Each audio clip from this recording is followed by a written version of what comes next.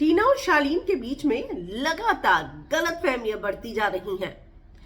प्रियंका क्या इन दोनों के बीच में मीडिएटर बनने की कोशिश कर रही हैं?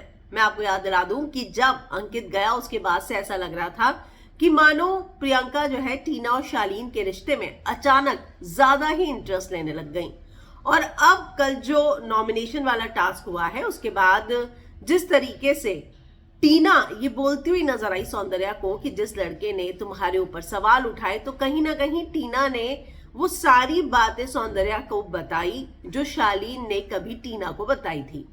तो टीना ने शालीन के सारे राज खोल दिए। इसके बाद जो है ये तीनों आपस में फिर से साथ बैठे हुए हैं, जहां शालीन बोलते हैं टीना को कि हमारे बीच में अब किसी तरह का कोई दोस्ती या कुछ नहीं है, इसलिए जब हम दोनों साथ थे हमारे बीच में जो बातचीत हुई, जो चीजें हुई हैं, वो जो है तुम अगर कहना चाहती हो तो कहो, वरना मेरे पास भी बहुत कुछ है। तो कहीं ना कहीं शालीन टीना को ये बताना चाह रहे थे कि भले अब हमने अपनी अपनी मंडलियां और दोस्त अलग कर लिए हो, लेकिन जब हम दोनों साथ बैठते थे उस दौरान हमने जिसके बारे में जो बातें की हैं, अगर तुम उन बातों को डिस्क्लोज करोगी तो मैं भी बताऊंगा। वहां प्रियंका भी थी। प्रियंका ने बोला कि लेकिन टीना जैसा खेलना चाहती है वैसा खेलेगी ना। तो टीना कहती है कि मुझे ब्लैकमेल कर रहा है, धमकी दे रहा है कि वो सारी चीजें बताएगा, और मैं भी चाहती हूँ कि इसको क्या ऐसा पता है जो ये बताएगा।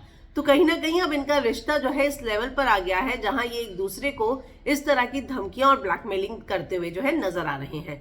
तो आपको क्या लगता है कि क्या वाकई में इन दोनों के बीच में कभी कोई दोस्ती भी थी? क्योंकि अगर ये लोग इस लेवल पर गिर गए हैं तो सोचिए आप कि आखिरकार इनकी दोस्ती कभी थी भी या नहीं। आप इस पर क्या कहेंगे? कमेंट करके जरूर बताएं।